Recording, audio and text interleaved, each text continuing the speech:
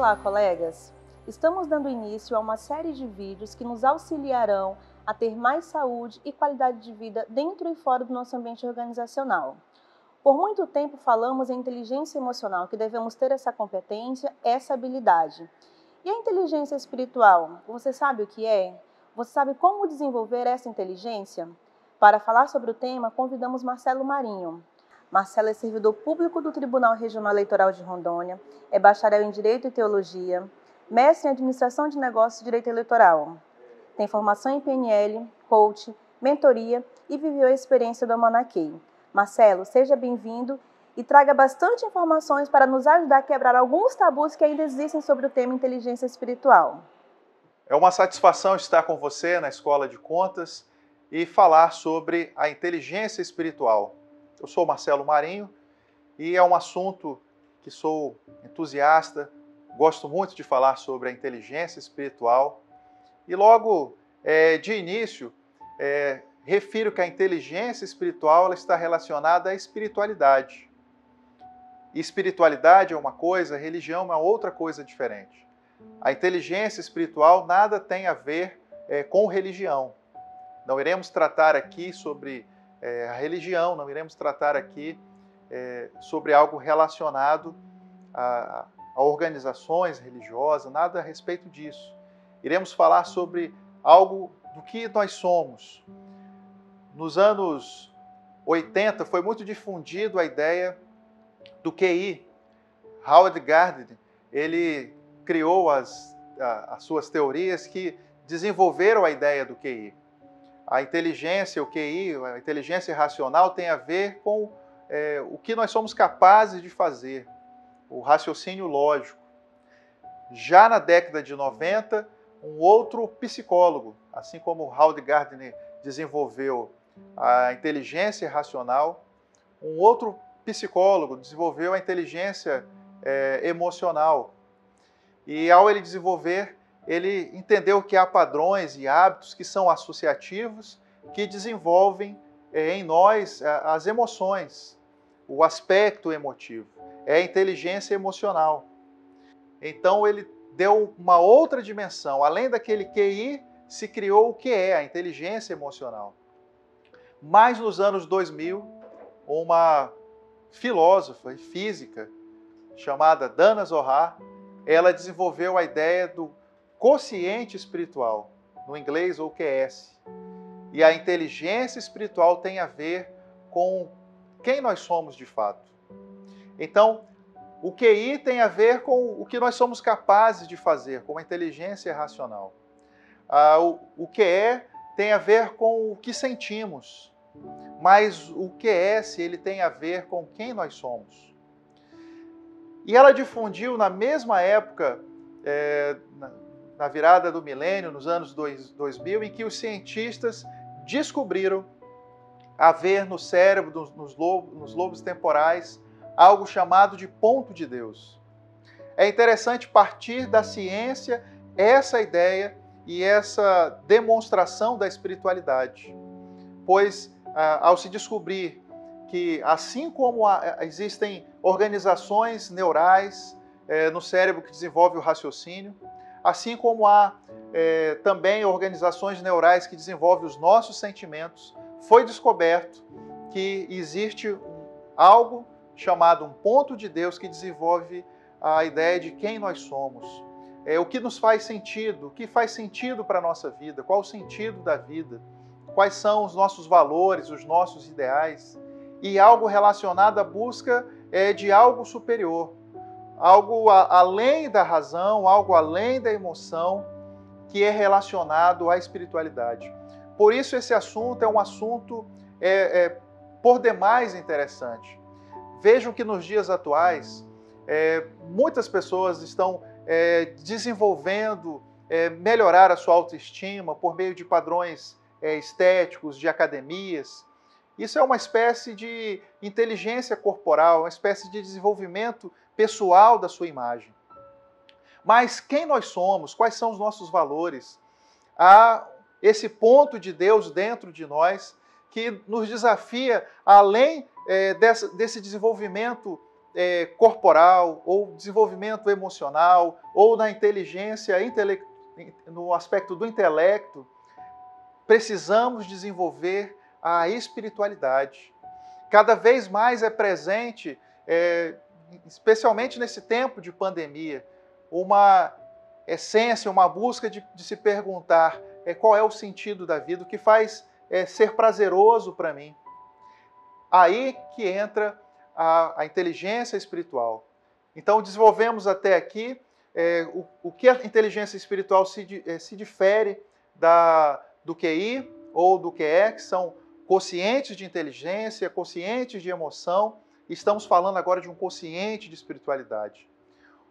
Outro paradigma que quebramos logo no começo, que desmistificamos, é que a espiritualidade nada tem a ver com religião.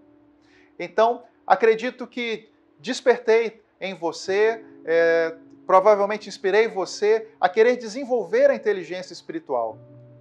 Assim como você tem participado de outros temas para desenvolver a sua razão, a sua inteligência intelectual, assim como você tem buscado por meio de autoajuda, por meio de profissionais de psicologia ou uma espécie de terapia, desenvolver o quociente emocional, a inteligência emocional, você deve se perguntar agora: como eu posso desenvolver a inteligência espiritual? Quem eu devo buscar? Quais são os padrões, as referências? Como eu posso fazer então para desenvolver essa inteligência espiritual? Buscar quem de fato eu sou e quais são meus valores, meus ideais, o que faz sentido da vida para mim. E aí vem a surpresa de que nós vamos falar aqui de alguns princípios importantes. Eu vou destacar 10 princípios iniciais em que a filósofa Dana Zohar destacou da inteligência espiritual. Desde já, eu já indico o seu próprio livro, Inteligência Espiritual, em que ela desenvolveu com o seu esposo, tratando desse tema. Um livro que é o best-seller, é o livro que é referência no assunto da inteligência espiritual. Ela, Dana Zohar, começou inicialmente difundindo 10 princípios, e atualmente ela já tem falado de 12 ou mais princípios relacionados à inteligência espiritual.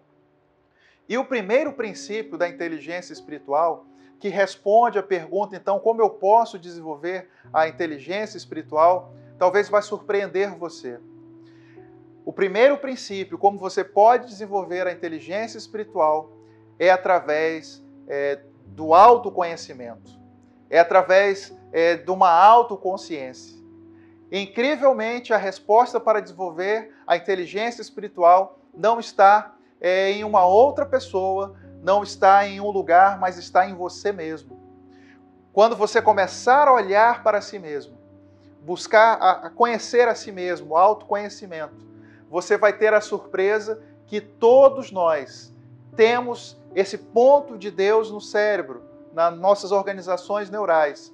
E esse ponto de Deus, você já conhecia, e vamos dar a ele o nome correto, que apenas a ciência veio a corroborar, a descobrir algo que já era conhecido, era empírico de todos nós, que é a consciência. Por isso falamos de autoconsciência. A consciência é um fenômeno universal e tão precioso que não importa qual seja tribo, língua, povo, nação, todos nós temos uma consciência que nos aponta para direcionar aquilo que nos indica ser o bem, ser o correto, e aquilo que nós devemos evitar, como deve ser o mal, como deve ser o errado. A consciência é algo tão poderoso que a consciência também ela é confundida com a religião. A consciência também é confundida com os valores que são pregados ou ensinados pela família, ou pela religião, ou por uma nação. Veja que a consciência ela opera padrões, princípios universais pelos quais nós nos norteamos. Então, quando buscamos um autoconhecimento, quando buscamos nessa consciência que é o ponto de Deus, nós começamos a encontrar quais são os valores e quais são os ideais que nós devemos perseguir, o que faz sentido para a gente. Qual é o sentido da vida? A consciência é algo tão poderoso, e uma certa uma certa vez eu entrei em um debate muito curioso, em que eu estava em uma palestra e uma aula relacionada a um assunto que não tinha nada a ver com espiritualidade, não tinha nada a ver com religião, mas tinha a ver com um outro tema em que aquela pessoa que estava desenvolvendo o assunto estava partindo muito de premissas absolutistas e em outras querendo relativizar demais. E então eu usei o princípio da consciência. E o princípio da consciência é porque em qualquer nação, tribo, língua, povo, todos, independente do credo ou dos valores que recebeu de sua família, têm princípios de que não devem mentir, que não devem matar, que não devem levar algum tipo de vantagem sobre o seu próximo, sobre o seu semelhante. Então, isso tem a ver com a consciência. E o que eu lembro que me chama a atenção daquele debate foi que a pessoa que começou a debater comigo e entrando nesse assunto e eu abordando sobre a consciência, ela destacou, olha, você está apelando para a Bíblia, você está apelando para a religião. E eu disse, em nenhum momento eu citei Bíblia, em nenhum momento eu citei religião. Estou citando a consciência, que ela é universal. Por exemplo, o princípio de não matar, mesmo aonde se encontra, em algum lugar, em um lugar inóspito, uma tribo que entenda o canibalismo ou qualquer outro tipo de não preservar a espécie, ainda naquela tribo, naquele lugar, haverá um divergente, que haverá aquilo como algo não aceitável por causa do princípio da consciência. Então, quando você buscar se autoconhecer, quando você buscar essa consciência que já está operando em você, ela vai começar a desenvolver em você a busca pela espiritualidade. O segundo princípio, então, são esse, é relacionado ao primeiro, que é os valores, são os ideais que nós temos.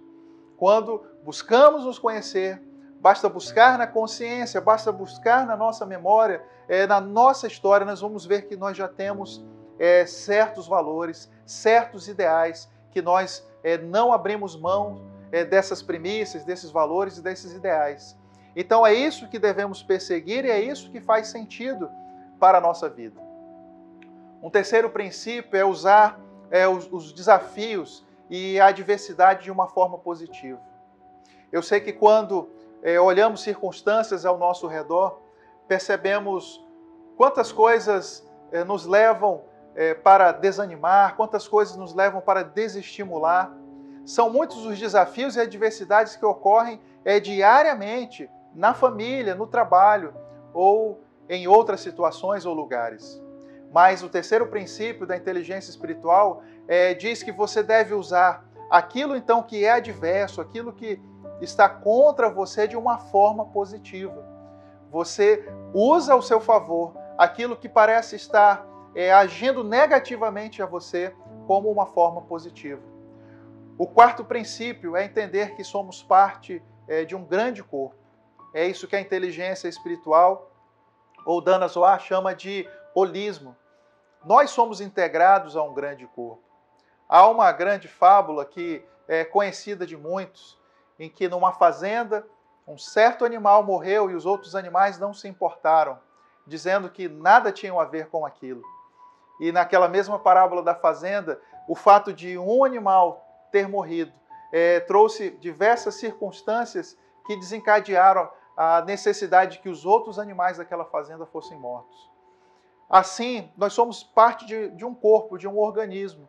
Quando estamos em uma instituição ou uma empresa, quando estamos em uma família, quando fazemos parte de algum organismo espiritual, ou da sociedade, ou aonde moramos, ou na vizinhança, nós somos parte de um todo. Quando ignoramos que estamos integrados, não entendemos um sentido maior. E esse é um princípio da inteligência espiritual. Saber que cada parte ela tem uma importância muito grande no todo. Mesmo você se considerando pequeno, quando você olha o corpo humano, uma unha, se afetada, ela traz um resultado danoso para todo o corpo. Assim, nós, mesmo nos considerando talvez pequenos em um grande organismo, mas temos uma grande importância. O nosso papel, a nossa realização, a nossa função aonde estamos, faz toda a diferença aonde estivermos. O quinto princípio é celebrar a diversidade que está ao nosso redor. Esse quinto princípio da inteligência espiritual, ele se torna bem desafiante e curioso para os dias atuais, aonde estamos acostumados a grandes embates de não saber celebrar diversidades. Diversidades são para serem celebradas. Alguém ter um ponto de vista, uma opinião diferente da nossa, deve ser um motivo de celebrar, pois alguém que mais tem em contrário ao nosso pensamento, ele mais tem a contribuir. Um pensador disse uma certa vez que ele gostava muito dos seus adversários, dos seus inimigos, porque é eles que faziam que ele crescesse a cada dia, que a cada dia ele se aperfeiçoasse mais, pois ele via então nos seus opositores aquilo que ele poderia se aperfeiçoar mais. Então a diversidade é para ser celebrada. É alguém que tem um ponto de vista ou está em uma direção oposta à sua, ou que tem outros tipos de valores. A diversidade ao nosso redor, ela deve ser celebrada. E nós vamos perceber que essa diversidade, ela tem um complemento em que trará um equilíbrio.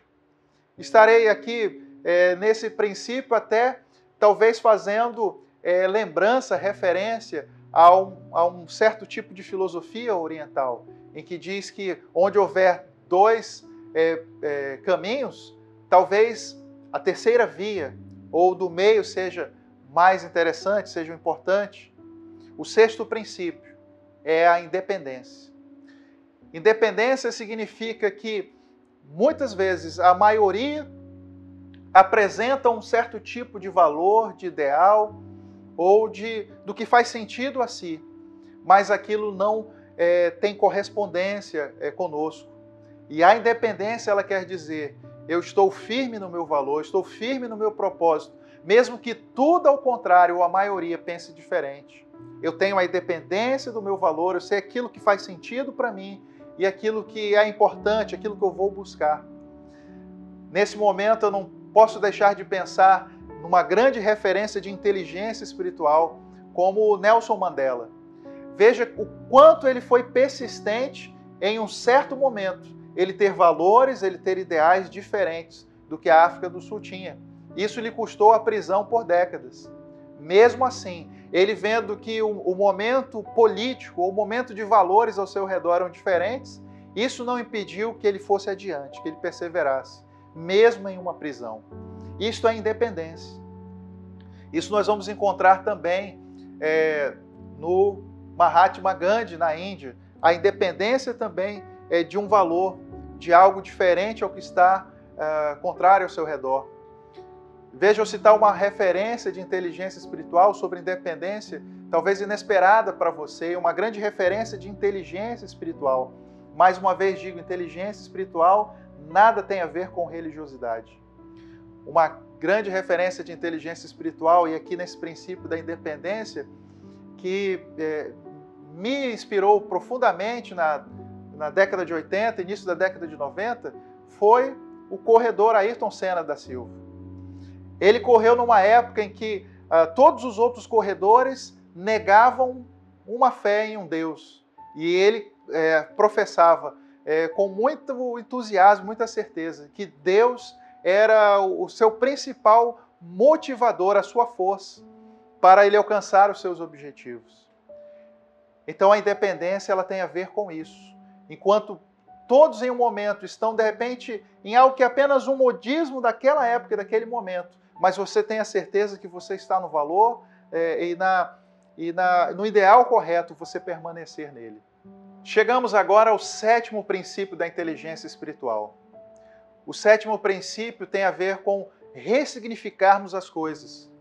E através de duas perguntas muito simples e chaves: o porquê e o para quê.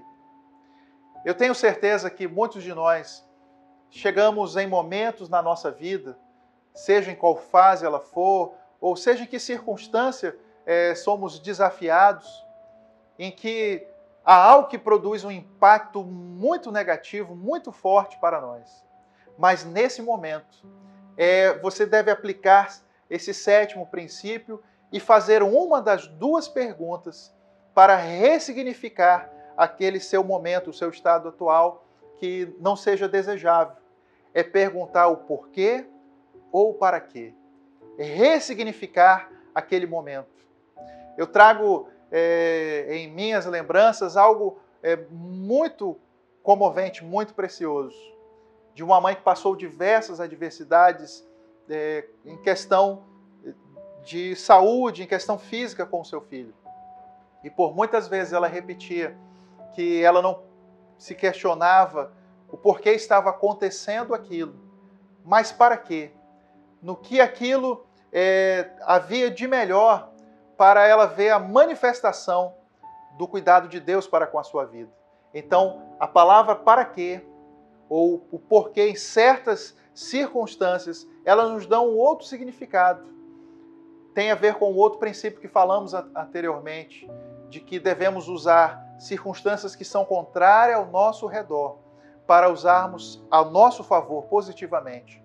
Dentro desse sétimo princípio de ressignificar as coisas, de colocar então as perguntas-chave, por quê e para quê, eu venho a lembrar de um depoimento maravilhoso, emocionante, que você pode encontrar no YouTube, do Marcos Mion, a respeito do seu filho, Romeu, que é portador do autismo. Você vai ver o quanto ele ressignifica essa experiência. E ele diz o quanto ele é privilegiado de ser pai de um anjo, o quanto ele desenvolveu a paternidade com isso, o quanto a sua fé foi estimulada em relação a essa referência. Então, eu levo você a ver esse depoimento, você talvez já conheça, o quanto Marcos Mion ressignificou algo que para muitos deveria ser um motivo não de celebração, não de fazer essa ressignificação como ele fez, mas ele coloca como um privilégio, ele coloca o seu filho na condição de um anjo e ele ressignifica a experiência, dizendo que isso levou a ele a sentimentos, a experiências da paternidade, da qual ele não tinha recebido antes ainda, percebido antes. O oitavo princípio é o senso de vocação, ou seja, é o contexto que nos encontramos e o que somos então chamados, desafiados a fazer. O senso de vocação tem a ver com você acaba praticando, você acaba buscando questões que são relacionadas ao seu chamado vocacional, ao contexto que de fato você se encontra. É isso que a inteligência espiritual ela desperta em nós, de fato fazer aquilo que gostamos, de fato fazer aquilo que faz sentido para nós. Veja que mesmo que tenhamos certas obrigações ou certos trabalhos a desenvolver, há muitas outras coisas que percebemos que faremos espontaneamente, gratuitamente, porque aquilo é a nossa vocação, aquilo é o nosso chamado. Então, o oitavo princípio é entrar no contexto de aceitar o chamado à sua vocação.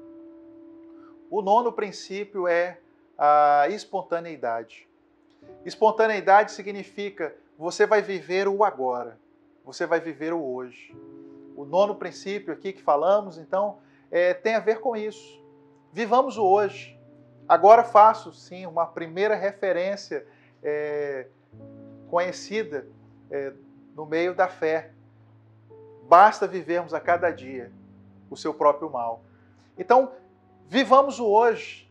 Não deixamos os nossos pensamentos e as nossas preocupações com o que já aconteceu, com o passado. O excesso de passado em nós gera depressão. Nós temos que viver o hoje, o agora, sermos espontâneos, celebrarmos o dia que o Senhor nos deu, celebrar o dia diário que recebemos e pensar, estar com os pensamentos muito no futuro. Isso nos leva à ansiedade. Criar muitas expectativas sobre o futuro.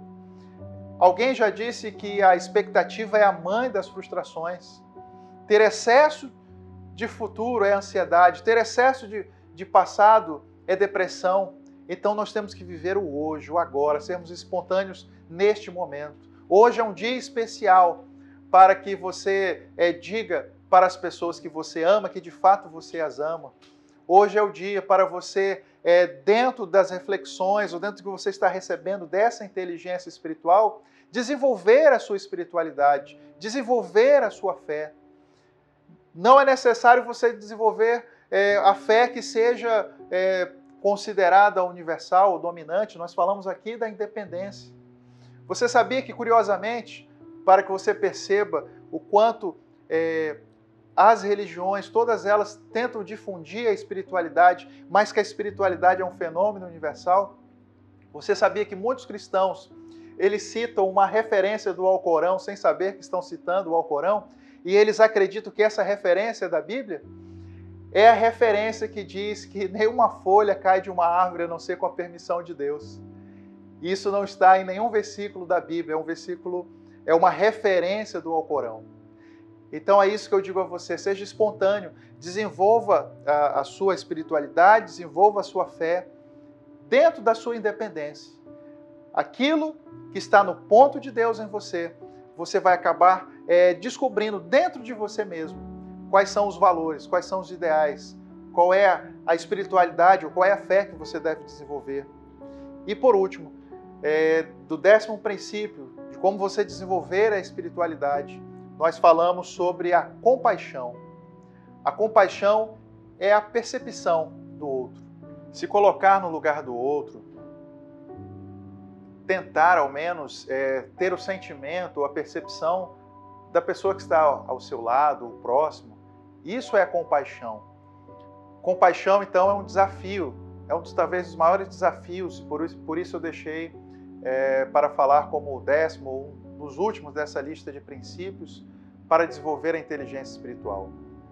Pois, quando buscamos em nós, como eu falei no começo, a autoconsciência, o autoconhecimento, quando depende de nós, tudo se torna fácil quando queremos, quando buscamos.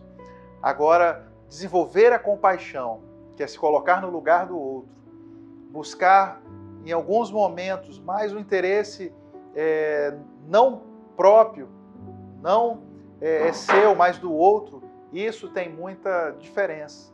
A compaixão é algo que está em demanda na humanidade nos dias atuais. Por isso a compaixão é algo tão destacável. E por meio da compaixão que são desenvolvidos valores, que são desenvolvidas experiências, mas também são desenvolvidos talentos. Quando você começa a se compadecer de circunstâncias que outros estão passando, você desenvolve valores, talentos, experiências que você talvez nunca teve.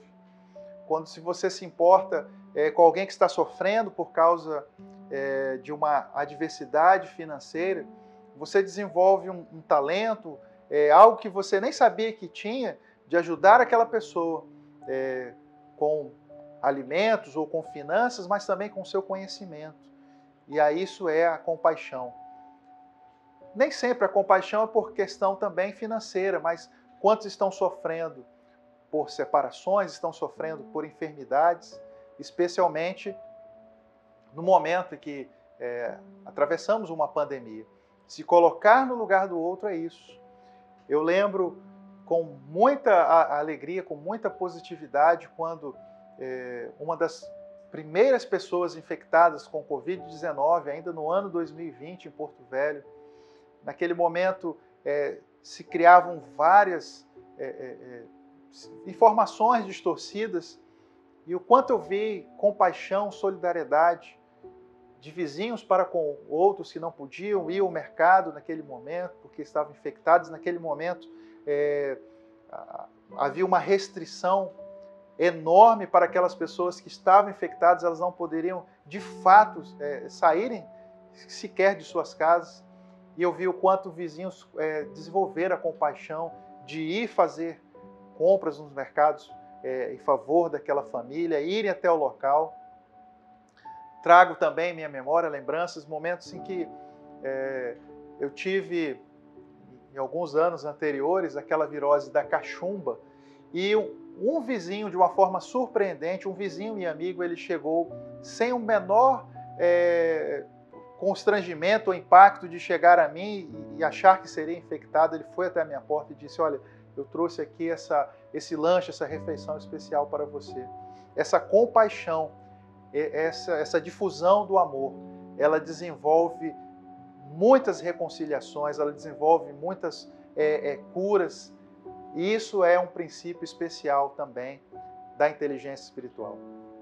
Quais são os benefícios da inteligência espiritual? Os benefícios é que quem faz o que gosta de fazer, quem encontra sentido nas coisas que está fazendo, quem encontra o sentido da vida, o sentido existencial, desenvolvendo esses princípios, entendendo sobre a inteligência espiritual, desenvolve a inteligência espiritual. As pessoas que trabalham ou que fazem algo vocacional ou com um chamado voluntário, porque querem fazer, porque amam fazer, fazem aquilo de uma forma prazerosa e com altos índices de produtividade. É uma verdade de que muitos podem trabalhar por dinheiro, muitos podem trabalhar por um contrato relacionado à contraprestação financeira.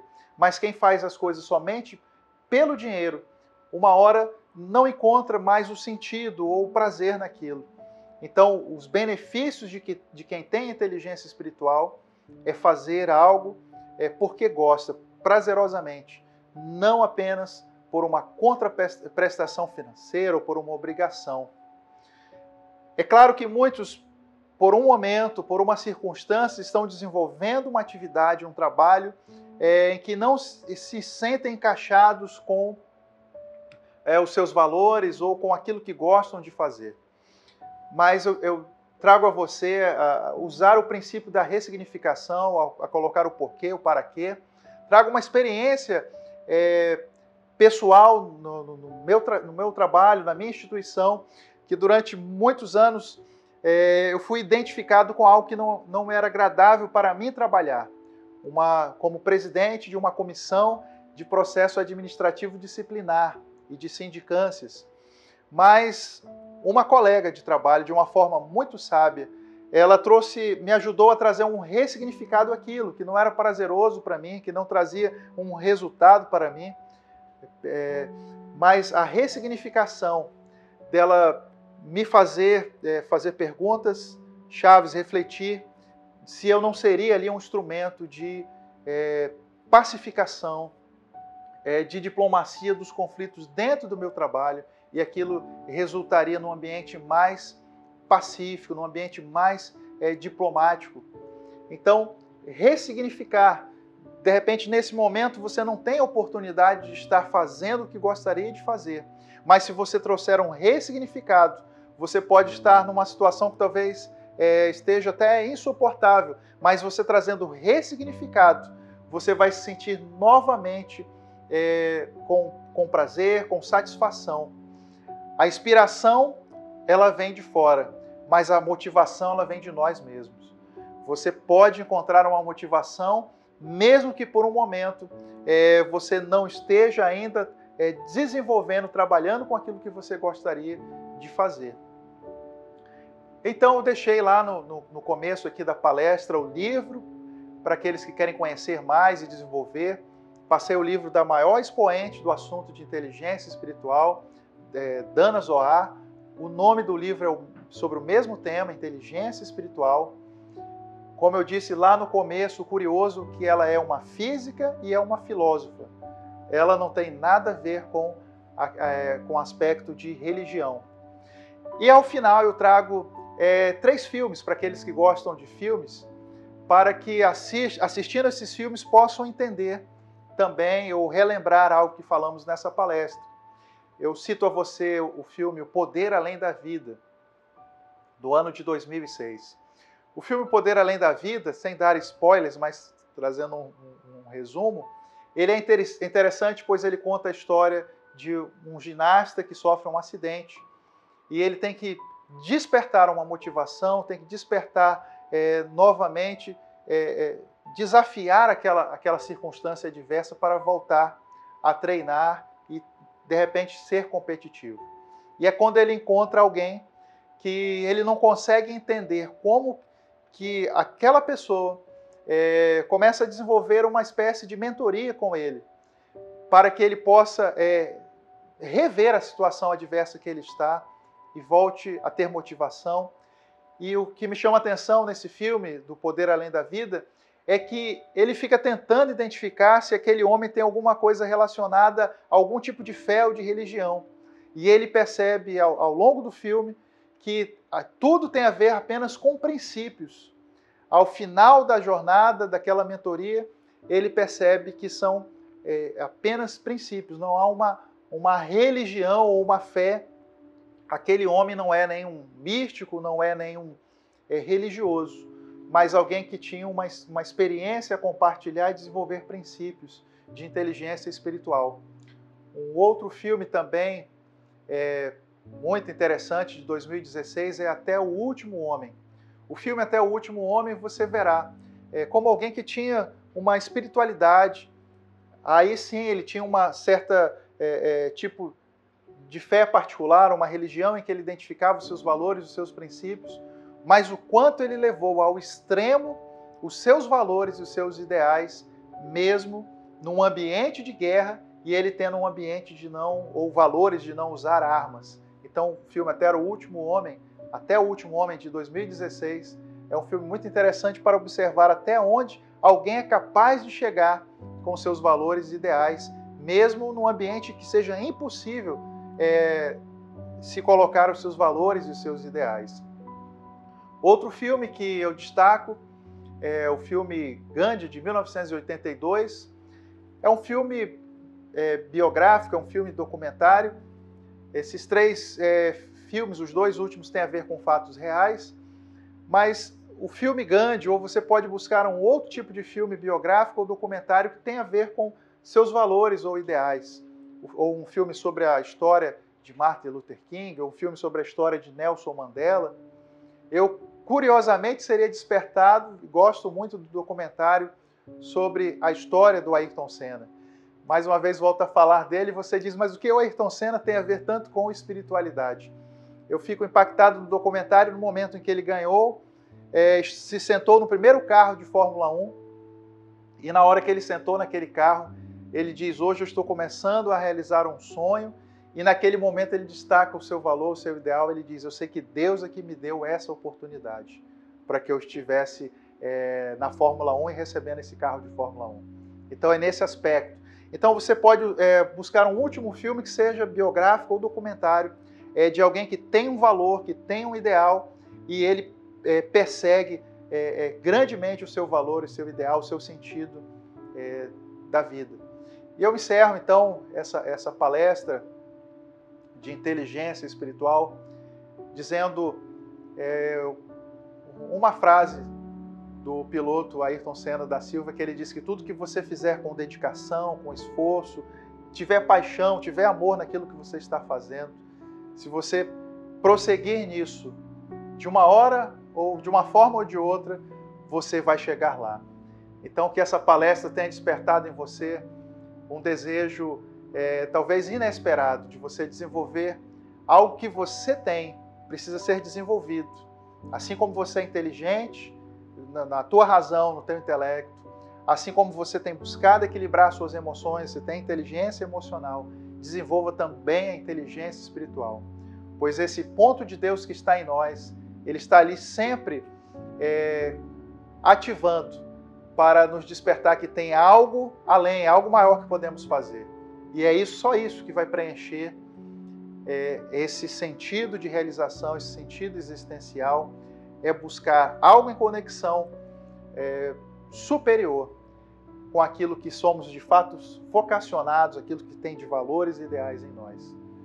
Muito obrigado, um abraço a todos. Que palestra sensacional! Foi muito esclarecedora e com certeza nos ajudou a desmistificar algumas coisas que antes tínhamos ainda sobre o tema espiritualidade, né? Principalmente em relação à religião. Tenho certeza que o despertar para o autodesenvolvimento vai acontecer, Tenho certeza ainda, né, que vamos descobrir os nossos propósitos de vida dentro e fora do nosso ambiente organizacional. E se você gostou do tema e quiser saber mais sobre o assunto, manda um e-mail para nós, divibem@tce.ro.gov.br. Muito obrigado e até o próximo vídeo.